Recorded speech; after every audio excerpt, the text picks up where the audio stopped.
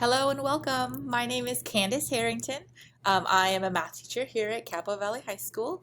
Let me tell you a little bit more about myself before moving forward. This is my 13th year at Capo. I'm not only a math teacher, but I'm also the newspaper advisor, the school's yearbook advisor, link crew coordinator, and CSF advisor. So needless to say, I do truly love Capo. Capo's my home, and I plan to be here until I retire. I'm also a mother of four beautiful boys, and there they are. I have a fourth grader, a third grader, and a second grader here in the CUSD district. And then I also have an almost 1-year-old blonde baby boy. You see right there in that picture. This is AP Calculus AB. So let's go over some course expectations about this course. Your students are enrolled in second period AP Calculus AB.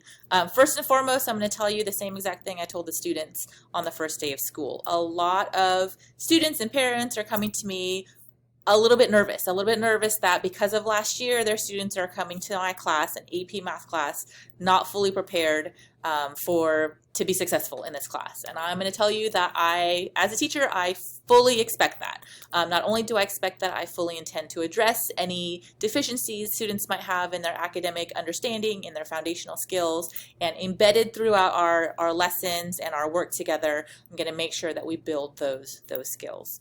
Okay. Course expectations.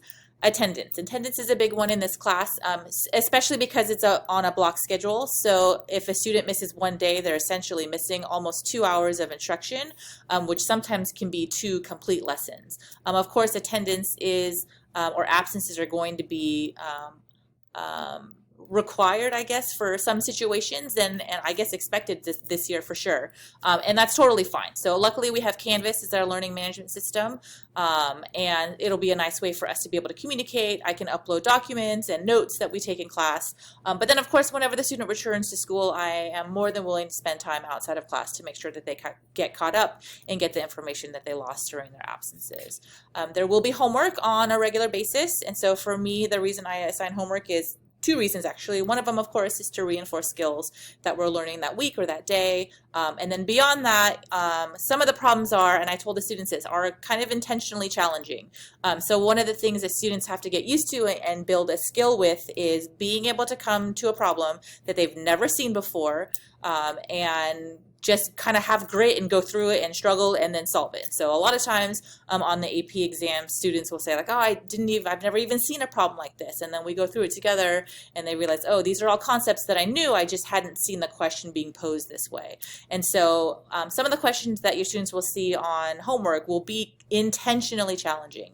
And I tell the kids, this is for you to you kind of have to, if you read the syllabus, I wrote on there, you have to embrace that struggle, right? It's in that struggle that we're going to get a lot of learning. And then of course, after they attempt, if they're still struggling, they come back to class and we talk it out, and we make sure that any misconceptions or any errors are taken care of. We will have assessments in this course.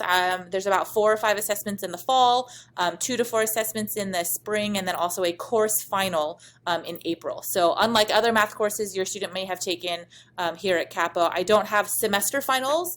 I do just one course final, and that happens in April. The course final is an AP exam, and it prepares students to take that AP exam, which is scheduled 2 weeks into May. And if you're thinking, oh, my student's not taking the AP exam, that's totally fine. We are still all going to prepare for the course final that will be administered in April. That course final is up to college standards, and so since this is an AP course, this is a college level course, and so that final is a way for me to be able to justify that your student does get credit as they go into a 4-year college for this course. If you're not familiar with Canvas, you should be. If you're not familiar with Canvas, please contact me and I'll help you become an observer for your child. A lot of parents of seniors, especially if you have a senior, they'll say like, oh, my son's a senior, I don't need to be monitoring him, or my daughter's a senior and I don't need to check up on her. And I'm going to tell you, yes, you do. Okay, senioritis is big. It's a thing. It's contagious. I've even seen juniors get senioritis.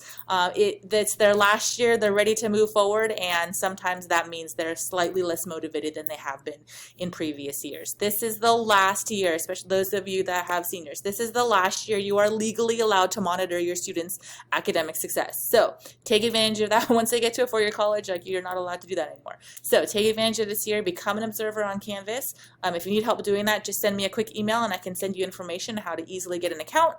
This allows me to communicate with you more easily because there's an emailing portion of Canvas, and it also allows you to make sure that your students are keeping up with homework, that they're not struggling with assessments, and so on and so forth.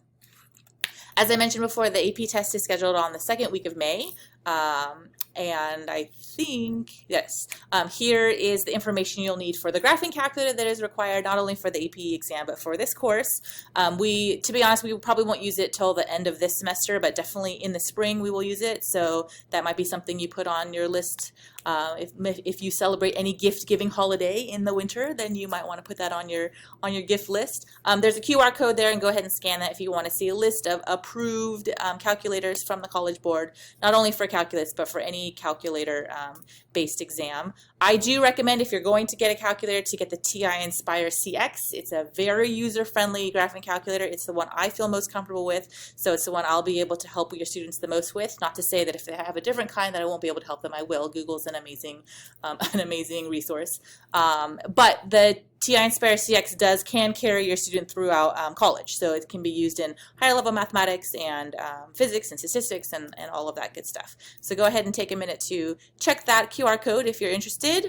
And support outside of class. So we do have embedded second period tutorials in our bell schedule here at Capo. It usually happens, I want to say, like twice every 3 weeks, and if that's not enough for your student, then I'm available during any tutorial. A student can get a green slip and come visit me to get some extra support. I'm available most lunches, so if you just give me a heads up like, hey, can I come see you tomorrow at lunch, or even during second period, if your student says, are you going to be here today, I'll just make a point to hang out in my room instead of going to the staff lounge. And I know this sounds weird, but like I can actually answer a lot of math questions through email, because sometimes it's just like you need a little push or a little help.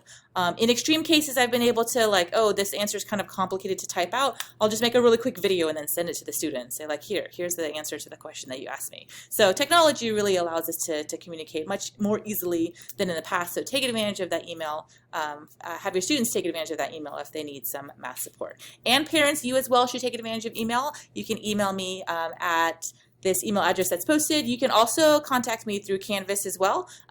Just go through the inbox and then find my name, and then you can contact me that way. I'm pretty good at responding to emails within 24 hours during the school week, so you should expect a pretty immediate response, and I hope that you'll take advantage of this wonderful communication. Reach out to me if you have any questions, any concerns about your student, about the course, whatever the case may be, and I'm happy to help. Thank you so much for taking the time to watch this video, and again, please email me if you have any questions, and have a wonderful evening.